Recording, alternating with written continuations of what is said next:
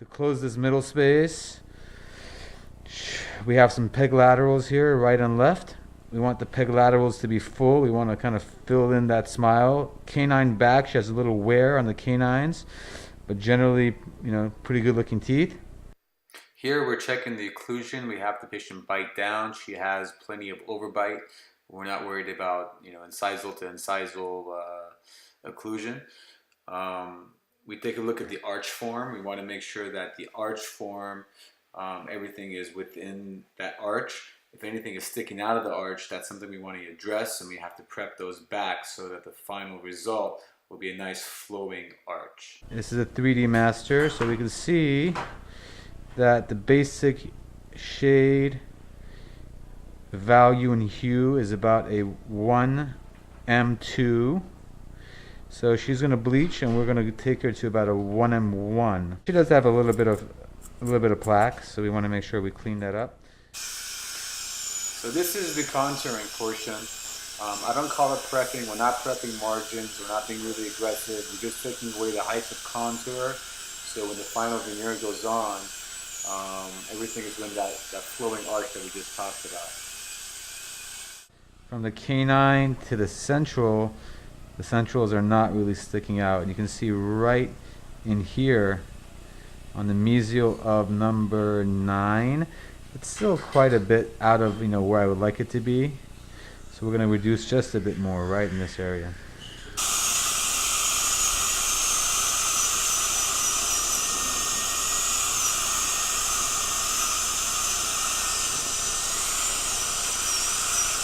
The canine, that's number 11, going to 10, going to 9. Things are pretty much in the arch form. Same thing on the right side, 6, 7, and 8. Everything is pretty much in the arch form. I want to go back and I want to make sure that after I prepared, there's no sharp angles, such as the one that you'll see right in here. Because if I leave that angle in there, the lab will stop my veneer right there, and then we'll have all this, this tooth exposed. So at this point, I'm going to stop and go back and kind of blend things in. So what I'm doing here is using a red fine diamond, and I'm just going and blending in those line angles. I don't want any sharp transitions or any line angles. I just want everything to be nice and smooth and flowing. I'll also do that on the facial. So really there's no facial margins. Everything is just blending in right to the gum line. On the laterals here, I just decided to go back and do just a very bit of minor contouring just to get rid of just that height of contour, so the overall result is more flat and a little bit more aesthetic. Facial contour, just to remove the height of contour from the facial.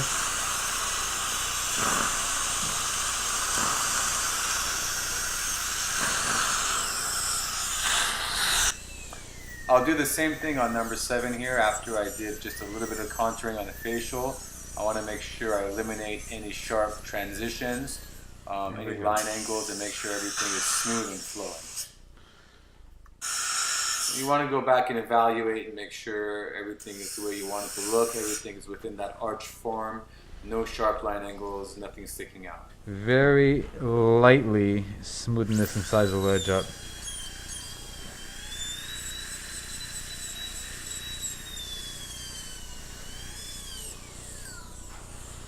And this is just a bigger red diamond.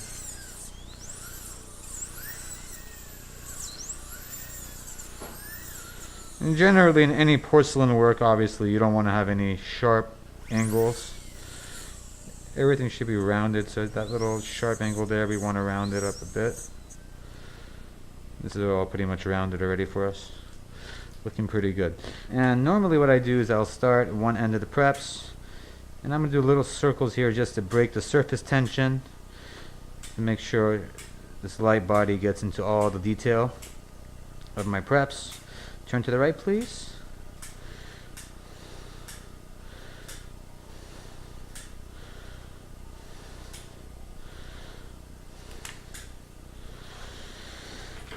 And at this point, my assistant's going to hand me the heavy body tray.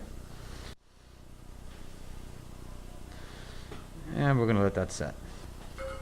Alright, it's been about, I don't know, 3 or 4 minutes, and material looks pretty set. When I touch it, it's nice and hard. I want to make sure the light body here is hard, and it looks like it's pretty good to go. So we'll go ahead and remove this tray.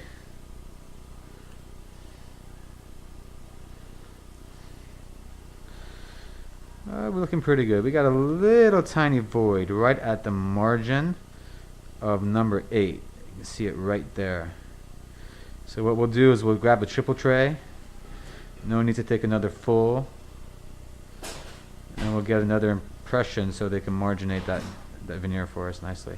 Okay, so we prepped, and this is just a very basic handmade bonded composite temporary. I just shaped it with my fingers and just kind of put it to place. So now she is ready to rock and roll.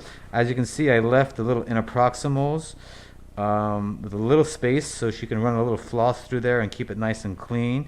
We'll definitely also instruct the patient to rinse daily, preferably with some hydrogen peroxide or some alcohol-free mouth rinse, and make sure she tries to keep the gums as clean as possible, which is super important because on the day of delivery, we want the gums to be as pristine as they can be. We don't want to have to battle bleeding.